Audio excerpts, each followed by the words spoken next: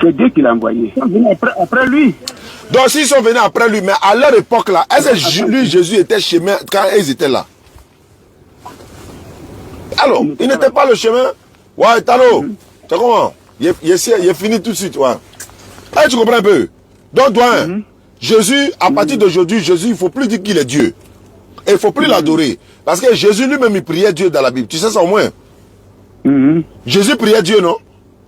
Oui. Mais est-ce que Dieu, lui, il peut prier un autre Dieu encore? Alors, bon, Jésus lui priait quel Dieu? Il prie lui-même Dieu, le Père Dieu. Mais lui il a envoyé, donc ça lui, il prie. Donc Jésus est toujours Dieu ou bien n'est pas Dieu? Non, mais j'ai dit, lui, il a envoyé par lui. Donc, ça lui, il doit prier. Donc, Jésus n'est pas Dieu, mais c'est un envoyé de Dieu. C'est un envoyé de Dieu. Tu acceptes aujourd'hui que Jésus n'est pas Dieu, c'est un envoyé de Dieu. Oui, il dit, il est envoyé de Dieu. Alhamdulillah. Si tu acceptes qu'il est envoyé de Dieu, ça fait un. Maintenant, tu dis Mohamed n'est pas allé sur la salam, n'est pas un véritable envoyé de Dieu. Parce que si tu reconnais Mohamed comme un envoyé de Dieu aussi, mais il te reste un pas. Tu connais qu'il y a un seul Dieu. Jésus, c'est l'envoyé de Dieu. Mohamed, c'est l'envoyé de Dieu. Mais tu es musulman. Tu es déjà musulman, doyen. Oui, parce que Jésus priait comme les musulmans dans la Bible, doyen. Il mettait son front à terre. Est-ce que toi, tu pries comme ça? Hein? Je comprends bien. Est-ce que toi, tu pries comme ça? Tu mets ton front à terre? Non. Ah, mais pourquoi Jésus met son front à terre? Toi, tu ne mets pas ton front à terre. Pourquoi? Dans la Bible, hein? Dans la Bible. Pourquoi? Jésus, bon, il ne sait pas qu'il a mis son front à terre. Hein? Dans la Bible, il a mis son front à terre. Faut ouvrir Matthieu. Ouvre Matthieu. Matthieu 26, 39. Matthieu 26. Verset 39. Tu vas voir la vérité tout de suite là. Tu sais ce qu'on appelle ablution, doyen? Ablution. Ablution. C'est que les musulmans font là. Ils lavent la main, les pieds, la tête, tout ça là. Matthieu 26, 39. 26. Matthieu 26, 39. Matthieu 26. Verset 39. 26, 39. Oui. Oui, 39. Qu'est-ce qu'il y a écrit? Puis ayant fait quelques pas en avant. Oui. Je le jeta sur... Non, il se jeta. Oui, il se jeta. Voilà. Sur sa face. Oui. Et pria ainsi. Mon Père. Oui. S'il est possible que cette coupe s'éloigne de moi. Toutefois, non pas ce que je veux, mais ce que tu veux. Ce que je veux. Mais ce que tu veux. Ce que tu veux. Maintenant, comment il s'est jeté sur sa face sur terre là? Comment on se jette? Comment on se jette la face contre terre là? Bon, tu peux t'accroupir, puis maintenant... Et puis en même temps, tu mets ton front à terre. Oui. Voilà, c'est comme ça les musulmans prient. C'est comme ça. Est-ce que toi tu pries comme ça, doyen? Non, je ne peux pas comme ça. Donc, qu'est-ce que tu attends pour prier comme ça? Alors que Jésus prie comme ça. Alhamdulillah. Tu as vu? Le petit sourire là, ça me plaît.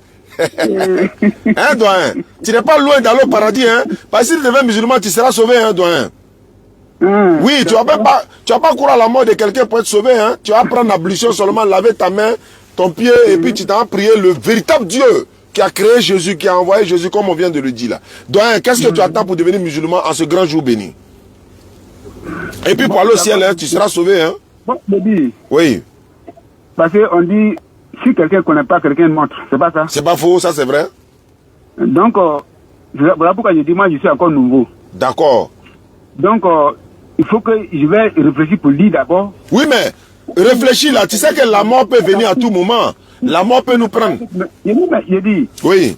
Tous les passages que tu m'as montrés là. Oui. Il faut que je vais lire d'abord pour mieux comprendre. Oui, mais avant de mieux comprendre là-haut, c'est vrai. Tu vas mieux comprendre, on est d'accord. Mais est-ce que la mort te prend dans ça? Tu vas le dire quoi à Dieu? Non, je voulais mieux comprendre. Il m'a montré la vérité. Je voulais mieux comprendre d'abord. Avant de... Dieu va dire, mais attends, l'ange de la mort, lui, n'attend pas. Le monsieur t'a montré que le paradis là, c'est garanti dans l'islam. Et ce paradis est garanti dans l'islam. Dans le Coran, comme tu n'as pas le Coran, c'est ça qui est désolant. Mais c'est pas grave. Même avec ta Bible là, je peux te montrer que le salut du musulman est garanti. Parce que Jésus a dit, dans Matthieu 7, 21 à 26, Il dit, tous ceux qui me disent Seigneur, Seigneur, c'est pas eux tous qui vont rentrer au paradis, mais seul qui fait la volonté de mon Père qui est dans les cieux. En ce jour-là, plusieurs me diront, Seigneur, on a baptisé en ton nom, chassé démons en ton nom, guéri malade en ton nom, on a fait miracle en ton nom. Et Jésus dit, je vais le dire ouvertement, je ne vous ai jamais connu, retirez-vous de moi.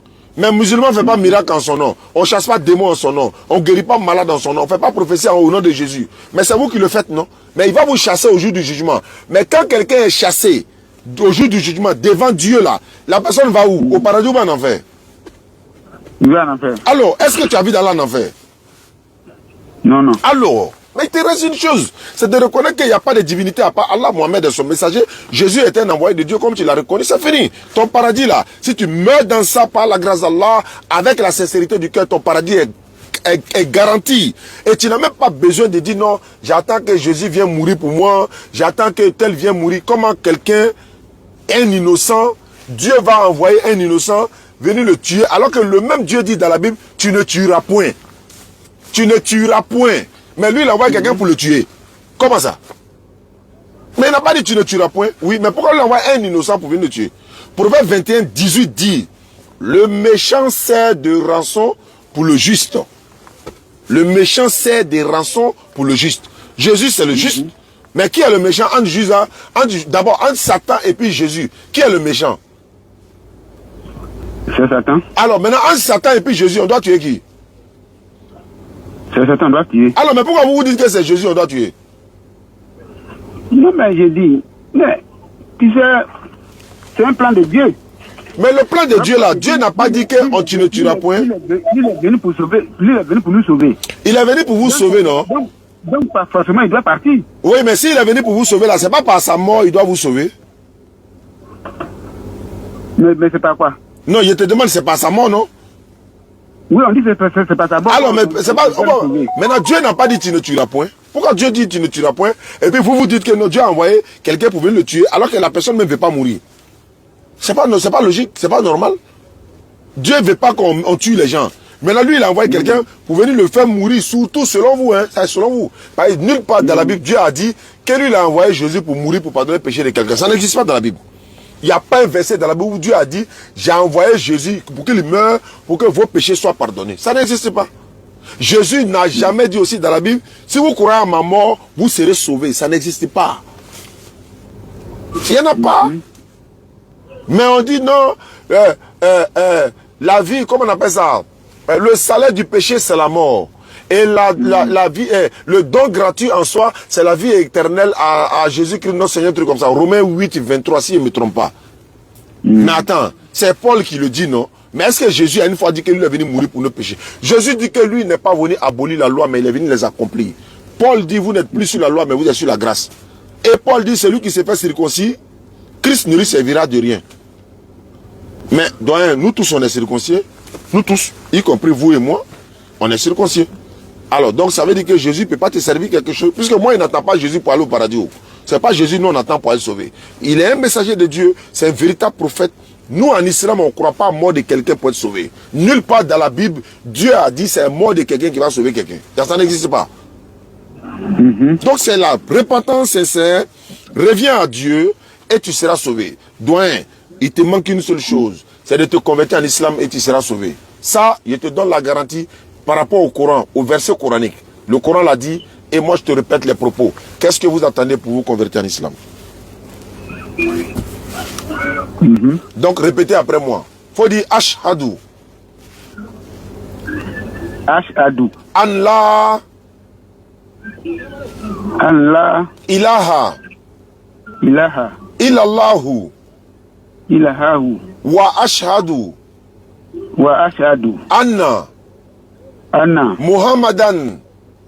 Muhammadan. Rasulullah. Rasulullah. Il n'y a pas de divinité à part Allah. Il n'y a pas de divinité à part Allah. Et Mohamed est son messager. Et Mohamed est son messager. Jésus-Christ est son messager. Jésus-Christ est son messager. Où est le frère musulman? Il est à côté de toi? Oui, il est à côté de moi. Passe-le-moi. Allahu Akbar. Assalamu alaikum. Wa alaikum salam. Est-ce que tu as entendu ce qu'il vient de dire là? Oui, j'attends. Tu as entendu quoi?